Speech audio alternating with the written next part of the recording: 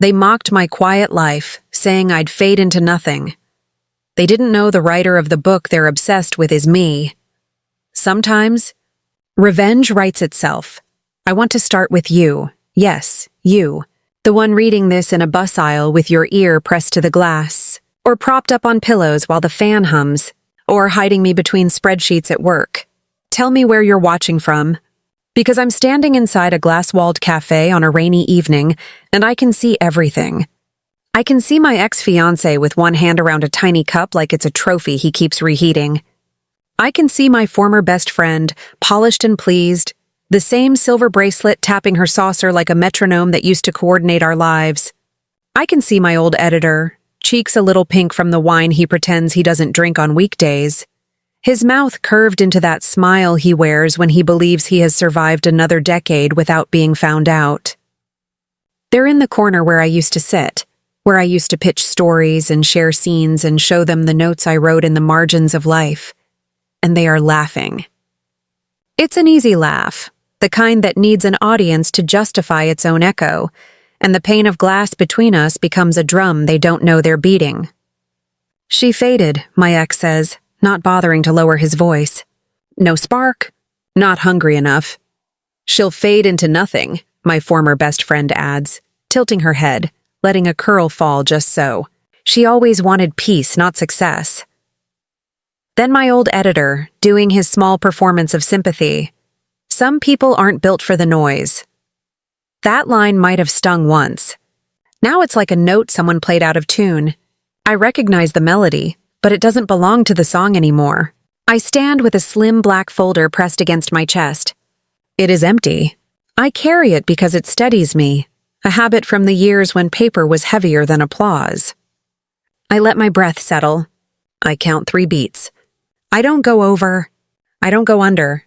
I think of my mother's voice in a kitchen that smelled like lemon and flour saying, "Peace isn't failure. Love. It's power without noise." And a smile I barely feel pulls at my mouth. Not triumph, not even satisfaction, just the quiet knowledge that they are wrong about me in a way that has already made them small. 2 years earlier, when the city buzzed like a machine I couldn't switch off, I left with a cardboard box and a plant I knew would die if I didn't stop apologizing to it. I took the last train because I wanted Night to agree with me. I stared through the window until my own reflection became a stranger who looked calm. In my lap, I held a postcard from the seaside town I had chosen like a safe word I could finally say. I'd visited once after my mother's funeral, when the ground felt tilted and ordinary doors looked like cliffs, and a shop had sold old photographs of the sea, each one bluer than the last. I remember thinking, this is a color you can live in. I rented a small apartment above that same shop. And on my first Sunday, I bought a postcard of a wave that looked like a lung filling with air. I wrote my name on the back. Then I crossed it out and wrote another, E.V. Rowan. It felt like taking off shoes that didn't fit. Under that name, I wrote morning pages that tasted like bread after a week of hunger. I made coffee in a clumsy pot that whistled when it forgave me. I cooked the simple things I remembered from the kitchen, where my mother hummed and tied her hair with the same blue ribbon again and again, tying patience around her head like a crown. I walked to the water. I put my phone face down and let messages blink themselves to sleep. I learned the architecture of quiet, how it isn't empty, but structured like a cathedral. Pillars of hours, arches of small tasks, a nave of breath where a person can confess only to herself. That is where the book grew, in a room that accepted my slow hands and did not demand a spectacle for proof. Before the train and the sea and the ribbon pressed under my pillow, there were the 3 of them at a table where I once believed we were a team. I had a manuscript then, a full body with bones and a pulse, the story I had carried like a candle from room to room, protecting the flame with my palm when the world tried to blow it out with advice. I let my ex read it. I let my best friend read it. I let my editor read it. That was the trio I gave my trust to, the 3 faces I had practiced my gratitude on. They took an early draft, red pen marks like tiny injuries, a coffee ring on the corner like an eclipse, and walked it into a publisher's office as if it had been born between them. They called it collaboration. They called me inspiration. They called my labor a backdrop, like a curtain a stage is ashamed to admit it needs. People said I was weak because I didn't storm a meeting or break a glass. My grandmother would have said I was gardening. You don't scream at the soil. You plant a seed and wait while everyone thinks nothing is happening, and then one spring, the ground gives you a field. I chose withdrawal, not out of fear, but because noise is their weapon and time is mine. In the quiet, I found the truth. I am not a victim of their theft. I am the author of what happens next. Back in the cafe, as the rain writes sentences on the window, their conversation turns to the author the world can't stop talking about. Evie Rowan, my other self, has a new book in every front window, a small card under each stack saying, "You'll feel this for years." I only learned to believe that sentence the day strangers began to repeat it back. They speculate. A man, of course. A professor, married, secret melancholy, wife makes soup. Or a ghostwriter hired by a celebrity who wants to be taken seriously. Their guesses taste like old gum, and I stand there chewing the past until it dissolves and suddenly the future washes in, clean and cold. A gala announcement flashes on the editor's phone. He holds it out like a diamond, and my ex grins like a child who thinks being in a room is the same as belonging there. "We'll be front row," my former best friend says, and I can hear the shape her mouth makes even without watching it. I step back from the glass and sit in a chair near the door, and for the first time in a long time I want to speak to someone who isn't me. I text my agent. The timing is perfect. She replies instantly. She is a woman who keeps lightning in her pockets. "Are you ready?" I write, "I've been ready since I learned how to read the quiet." She sends, "Video reveal set for gala night, 9:15, press confirmed." Legal ready. I slide my phone away. Revenge doesn't need rage. It needs a calendar and a steady hand. And an editor, I think, smiling to myself. The invitations arrive in black envelopes that look like doors to private rooms. One is for Evie Rowan. One is addressed to my real name because my agent is careful. Because care is love with a clipboard. I open the second slowly, the way you open a letter from a version of yourself you thought you'd misplaced. The printing is lush and hopeful and already a little proud of its own memory. I put both invitations on my desk under my mother's ribbon and open the drawer I have opened too many times to count. Emails with dates stamped like constellations, drafts with metadata like fingerprints, a registered copyright with the same story skeleton I had before anyone else began to breathe near it.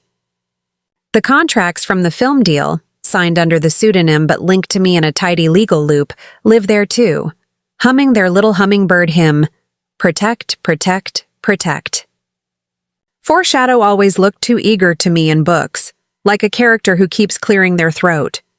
In life, it feels like finding a key you hid for yourself and forgetting why it matters until the lock kisses your knuckles.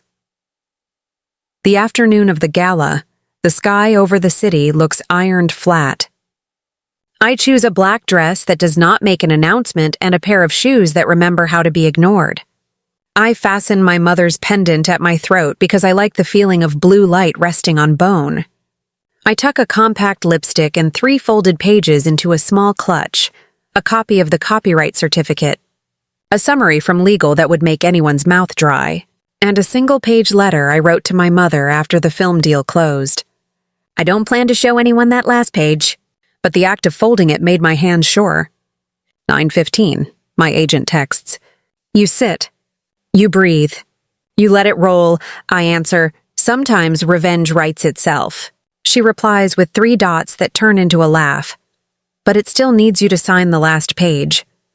I put my phone away and practice my expression once in the mirror. Not ice, not triumph, just steady. The face of a lake that has seen storms and still invites the sky to look at itself. The ballroom is all glass and white cloth and anxious light. Photographers cling to the edges like ivy. Waiters lift trays that glitter. The room smells like flowers and the story money tells about itself. My ex has chosen a suit that tries to remind people he used to work out. My former best friend's dress is careful, the silhouette of a person who knows where the cameras are. The editor has aged and is pretending he hasn't noticed. I choose a table near a pillar where the shadow can hold me without asking for anything back. The host is a man with a voice that sounds like a carved staircase. Old wood, good varnish, promising an ascent you can't quite see. He talks about the power of books, the surprise of sudden success, the mystery of certain names. He calls my pen name like an incantation. The room hums. My ex raises his glass and says, "To heartbreak and genius." And the laughter slips a little because even a room full of mirrors does not like it when somebody admits they took a hammer to a heart. I sip water and think of the sea that taught me to count waves in sets of 7. I know exactly which one I'm waiting for. It's the one that looks ordinary until it isn't. I don't get close to them. I like distance. It's a disinfectant. But I hear the theories that float over candles. E.V. Rowan is a man. E.V. Rowan is a team. E.V. Rowan is definitely from some university with Ivy, because who else could write like that? No one suggests the truth. A woman who learned to sound like a bell instead of an alarm.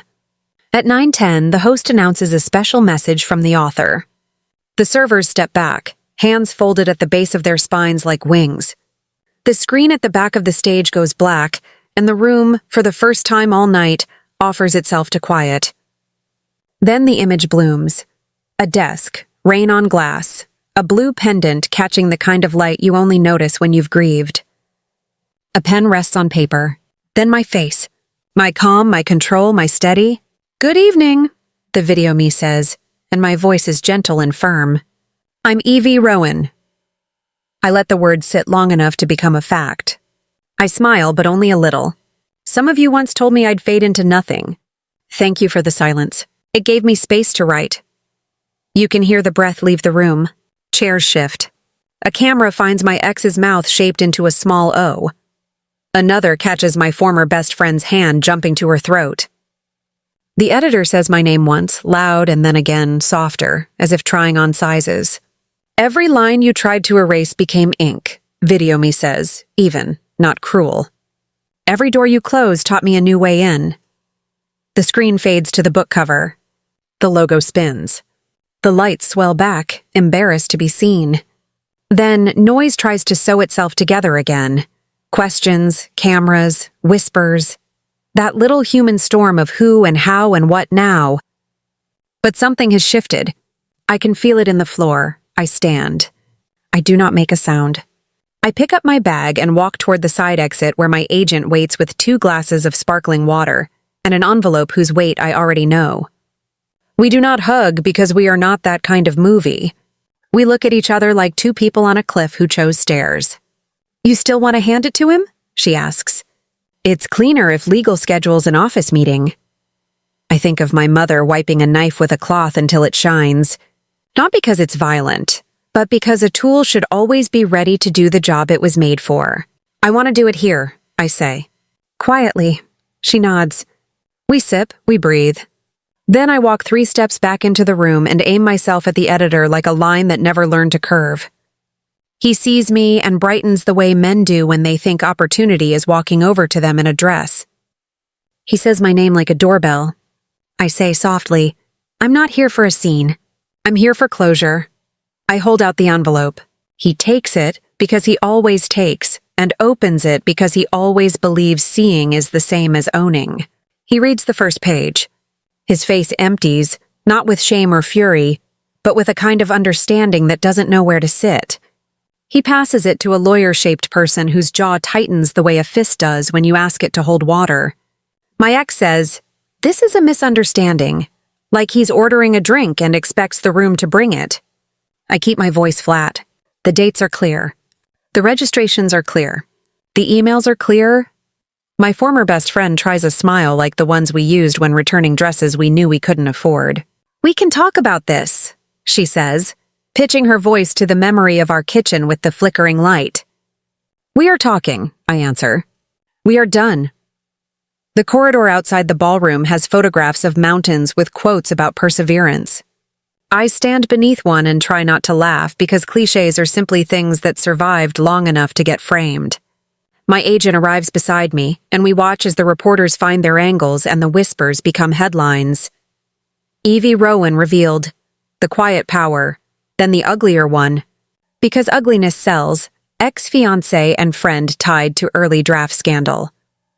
I stopped reading after 2 because I promised myself I would not make a home in the gaze of people who aren't coming to my funeral. "You okay?" she asks. I check my pulse the way I learned to in the first months by the sea. Slow, steady, mine. "Yes," I say, and I feel the truth click into place like a bead in a rosary. "Can we go before they try to be human?" She understands. The apologetic texts, the long paragraphs about pressure, jealousy, youth. We step into an elevator that closes with the gentle finality of a book's last page. For a second, our twin reflections hover on the doors and stare back. 2 women. One story, the quiet between us working like a spell. The weeks after are a new kind of noise. Lines around blocks. A rhythm of pens sliding across title pages. Strangers with eyes pink from crying asking me to write their names next to mine because they found themselves in a paragraph and want to be remembered by it. I sit at tables with stacks that lean like distrustful buildings and sign until my wrist hums. I learn the art of the inscription. Short, sturdy, a little light tucked into a line. A girl with ink on her knuckles asks how I didn't scream when they took my draft. "I saved my voice for the page," I say, and her eyes widen not because it's clever, but because it's something she could carry. A woman with careful buttons on her coat slides a ribbon across the table, the same blue as my mother's. "For your next book," she whispers. I tuck it in my pocket and touch it 3 times before I sleep. At home, the postcard shop adds a new print to its rack, a wave breaking and building at once. I buy it because it looks like a lung learning to love air again. On my desk, the next manuscript sits in a neat stack, its weight a kind of prayer. The title is a sentence I can finally say without flinching. I draft until the kettle complains. I forget tea until it grows cool and sweet. I open my window when the storm wants to read with me and close it when the wind tries to edit. I email the fund in my mother's name into existence. Paperwork and signatures and a paragraph that says, "This is for every woman whose idea was taken and told to come back wearing someone else's face." When the formal legal letters arrive, settlements, apologies, acknowledgments written like sanded wood, I don't celebrate. I file them in the drawer with the others. I don't need to dance on a grave when I can walk in my own garden. One afternoon, I see my ex across the street. The city is warm enough to pretend it isn't tired. He raises a hand. A small gesture that used to open doors and now looks like someone asking for spare change. I shake my head once, not cruel, just clear and keep walking. I am not a scene he gets to rehearse.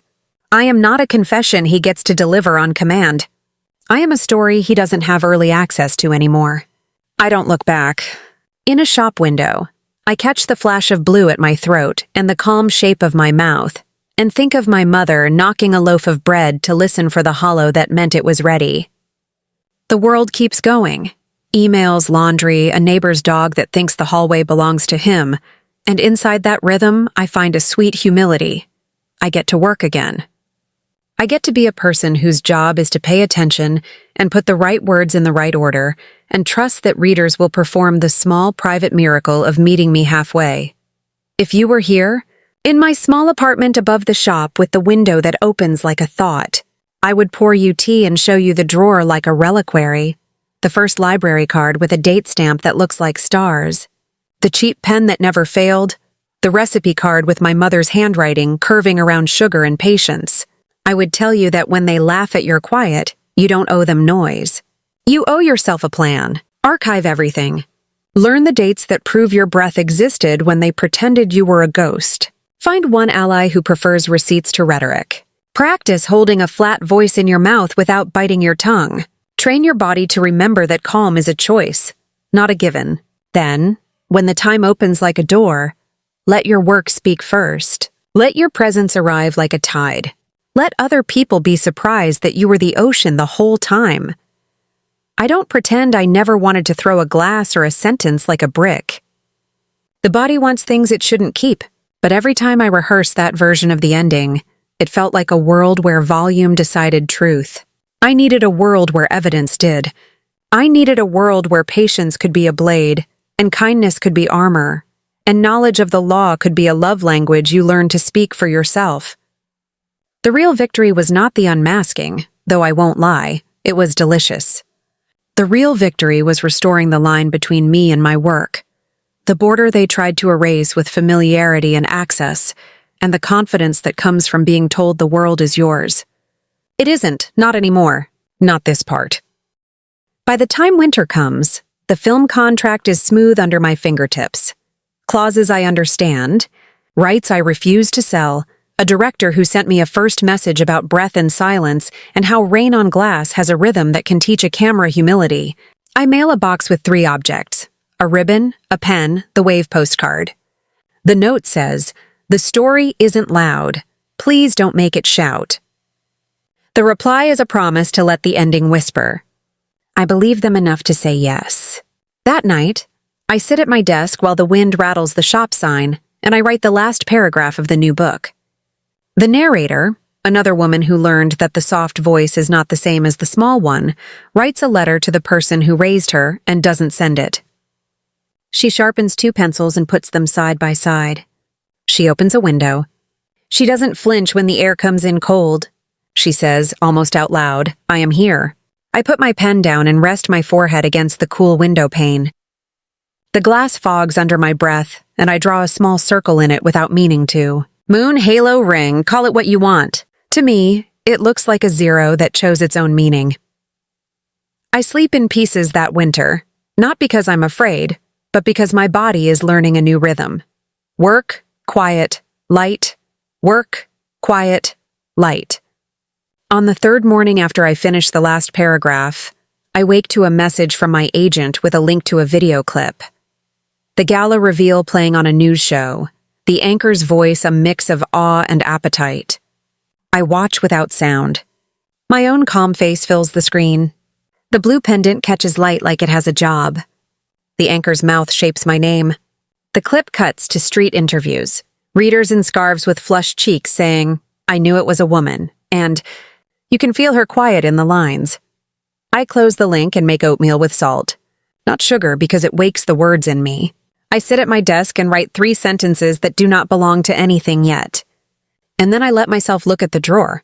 I do not open it, but I rest my palm on the wood the way you would rest a hand on a sleeping dog. Inside is proof, patience, and the simple dignity of dates. Those papers mean I do not have to shout. They mean the people who took what was mine have to whisper into microphones and explain why there are fingerprints where there shouldn't be. By noon, the phone begins to glow. Requests, panels, brunches disguised as summits. The invitations use phrases that pretend to be oxygen, visibility, amplification, synergy, but I have learned to read for breath. I choose 2 events that feel like corridors where real voices echo. A small festival in the old stone library by the river, and a quiet televised interview in a studio that once housed a ballet school. Both are taped in rooms without an audience. Both are run by women who ask questions like they're polishing a mirror, not setting a trap. I say yes to both. I say no to everything loud. On the day of the library festival, a soft snow falls the way good advice arrives, gently, late, without asking for applause. The reading room smells like paper warmed by lamps. People fill the wooden chairs with the patience of churchgoers. I begin, "Thank you for making the quiet with me," and I feel the room shift into listening.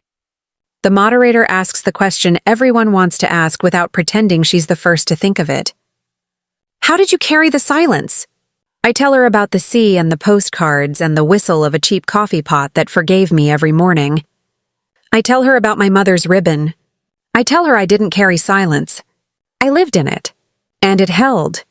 During Q&A, a man in a sweater stands and says, "Were you ever tempted to destroy them?" I look at him and answer softly, "I was tempted to destroy myself trying." Sits down like someone just set down a heavy bag he's been carrying for years. 2 days later, the studio interview unspools. In a room so quiet, I can hear the cameras blinking. The host is older than me by a decade and younger than me in the ways that matter. Curious eyes, a mouth that knows when to close. She says, "You never raised your voice." Why does that bother people? I answer. Because calm is the power they can't imitate on demand. She laughs in a short, steady line. Then she asks what I would say to my younger self standing outside that publisher's office with a folder and a heart that didn't yet know it could survive a no. I look into the camera and speak to the girl I once was. You don't owe them a performance. You owe yourself a plan. Archive, register, document, breathe, then write. We finish early and sit on the edge of the stage with our feet hooked around the lowest rung, 2 students in the after-school quiet. She says, "This will help someone." I nod. It already helped me. The legal outcomes move like weather fronts, slow on the horizon, then suddenly the sky changes. My agent brings a neat stack of letters and a smile that isn't gloating. It's relief. The publisher issues a formal statement with words so carefully sanded they almost lose meaning. They regret, they acknowledge, they reaffirm their commitment. My ex and my former best friend each sign an agreement that includes what matters: admissions, restitution, restrictions, and the parts that only look like punishment to people who never thought they'd be caught. Seminars, mentoring, the slow work of sitting across from a young writer and saying, "I was wrong." I don't sign anything that gives them proximity to me. I only sign what gives the next girl a better chair. We end a call with a shared exhale. My agent says, "You did it." I say, "We did it." She corrects me gently. "You were the one who stayed quiet long enough to hear the right next step." I hang up and walk to the water in a wind that combs the waves into low ridges. I stand there until my cheeks go numb and think about how victory is the most boring word when you're inside it. It looks like a woman taking her shoes off at the door and remembering to drink a glass of water. The next week, I receive an email with a subject line that makes my vision blur. From Lila. I haven't seen that name in my inbox since she used it to tell me a joke in the middle of a Tuesday during grad school, the kind of joke that turns a bad day into a middle chapter. She was my best friend before she decided to love ambition more. She writes 3 sentences that tell me everything. I am sorry. I was afraid, and I chose the people who made me feel big. If you won't speak to me, I will understand. I reply with 2 sentences that tell her the rest. I accept your apology. We will never be friends again. Before I hit send, I put my mother's ribbon on my desk and think of the way she would tie a knot with her eyes down, and then look up and say, "Done," like the word was a blessing. I send the email. My throat loosens. I make soup. By spring, the fund in my mother's name has a modest budget and a large heart. Applications arrive like small birds with bent wings. We mend what we can. Sometimes it's simple, paying a registration fee, consulting with a lawyer, teaching a workshop where the first lesson is, do not confuse access with affection. Other times, it's harder. A woman whose brother helped with her app design by swapping her name for his. A poet whose professor called her lines promising and then sipped them like a drink and walked away with the glass. I organize a quiet afternoon for the first cohort in the back room of the postcard shop, the owner beaming like a lighthouse.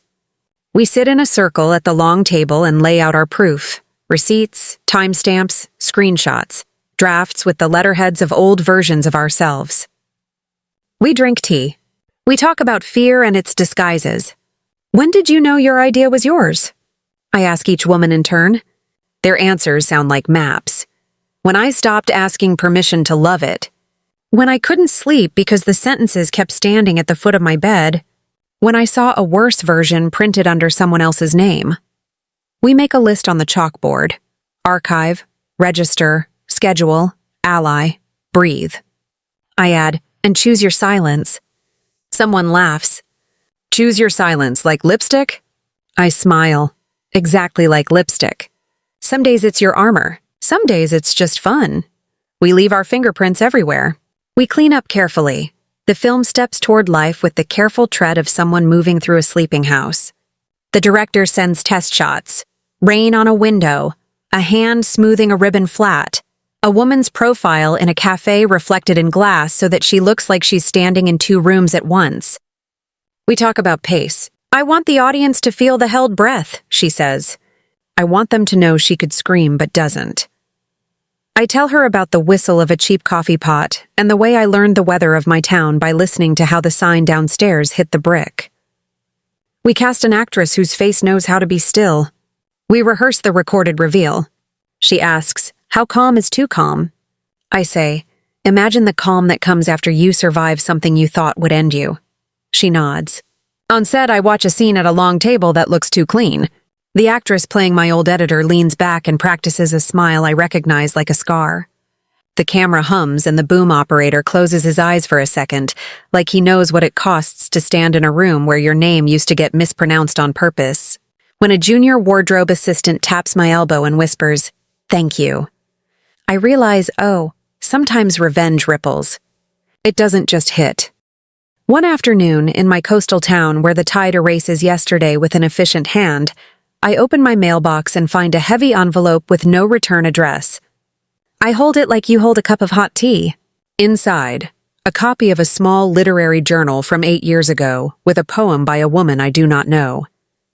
Tucked into the pages is a note. He claimed this one too. The handwriting is furious and neat. There is no signature. I carry the journal upstairs and sit at my desk and read the poem. It is beautiful and raw and wide. I search the journal's archives and find the email of the editor listed that year. I send a careful message. He writes back quickly, retired, contrite, ready to help. Within a week, we connect the original poet with the right people. I do not publish a thread about it. I do not hold a press conference. I do something better. I watch a wrong thing be righted and feel the click of the world shifting one notch toward fair. The city returns because it always does. A swarm of taxis, a steady river of bags with wheels, a laugh spilling from a doorway bright as a necklace. I go in for a board meeting at the publishing imprint that bought my next book. On the elevator, I see my ex again. Of course. He looks like last season's coat, serviceable, a little threadbare, still pretending warmth is the same as worth. The doors close us into a box where the air tastes like air conditioning and regret. He turns. Mara. My name hangs there like a note he hasn't earned. I keep my gaze on the numbers above the door. He clears his throat. I hold up a hand. Flat palm. Enough. Don't, I say softly. You already wrote your apology to our lawyers. He swallows. I just wanted to say I'm proud of you. I turn then, very slowly, so the moment has to hold us. You don't get to be proud of me, I answer in a voice a microphone would love. You forfeited that when you tried to make my life smaller than your ambition? The elevator dings. The doors open. I step out, then look back once, not for him, but for me to see myself leaving. He stays in the elevator. The doors close on his face. Silence returns and sits beside me like an old friend. At the board table, someone suggests an anthology about resilience. The kind of project that lets a corporation borrow the glow of other people's survival. I say, if we do this, the writers own their rights, and we pay them up front like they're not favors but professionals. A few eyebrows rise like small parade floats. I hold their gaze. Also, we call it what it is, reparative. The room shifts. The legal counsel clears her throat, but she's smiling. I'll draft language, she says. Later, she catches me in the hallway. Thank you, she murmurs. I've been trying to say that word in this building for 5 years. The quiet triumphs are the ones I keep under my tongue and taste when the world tries to rewrite me. A student emails me a screenshot of an email from a professor who borrowed her dataset for his paper. She says, I thought I was crazy. I started saving everything because of you. We get her credit, and more than credit, we get her paid. A bookstore in a small town refuses to shelve my novel because the owner doesn't like the message. A local librarian builds a display made of your anger won't stop my spine and sends me a photograph of the blue pendant she hung from a string in the center. I reply with a donation. She answers with a thank you, typed in a font that looks like forward motion. The film premieres not with a red carpet, but a blue ribbon threaded along the aisle. The director insists. It's the only glitter I want, she says. The theater is small. The screen looks like a patient wall. The audience holds its breath with us.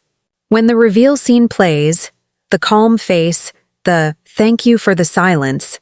I feel my heart climb into my throat, not because I'm reliving it, but because I see every woman in the room sit a little taller. The next scene lands, papers, dates, the envelope sliding across a table like a period at the end of a sentence that ran too long, and a murmur rolls through the seats. Not pleasure, not cruelty, recognition. Afterwards, we stand under soft lights and drink watery punch and listen to strangers talk like old friends. A young man approaches with a notebook, clutched so tightly the spirals imprint his finger. "I'm a quiet person," he says, voice shaking. I thought that meant I was weak. I say, "It means you can hold the whole room without dropping anything." He smiles at the floor because eye contact is hard. "I'm going to write my book." "Good," I tell him. "Make it yours twice. Once with your heart, then with your paperwork." The morning after the premiere, my doorbell rings with the insistence of someone who doesn't yet understand that mornings are a sacred text. I open the door to find a bouquet on the mat, a confusion of lilies so loud they feel like a dare. The card reads, "For what it's worth, congratulations." No name, but I know the handwriting. I carry the flowers to the sink and give them water and a place by the window, because not everything has to be a battle. Then I throw the card away because not everything has to be kept.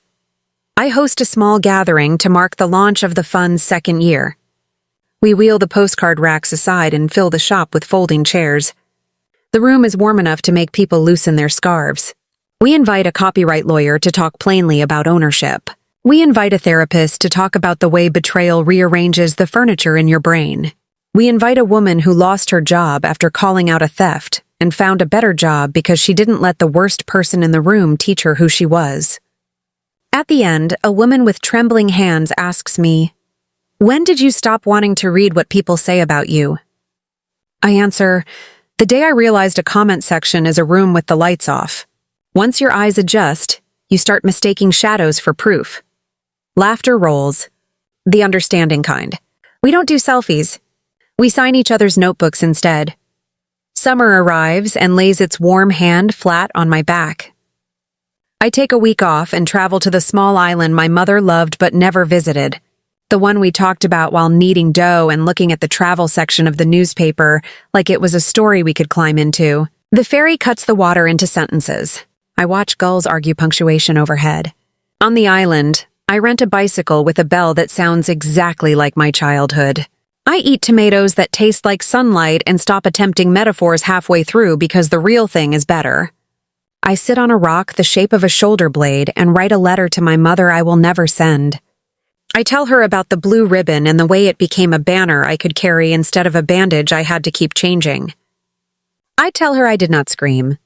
I tell her I learned how to breathe in 4 counts until the room stopped spinning.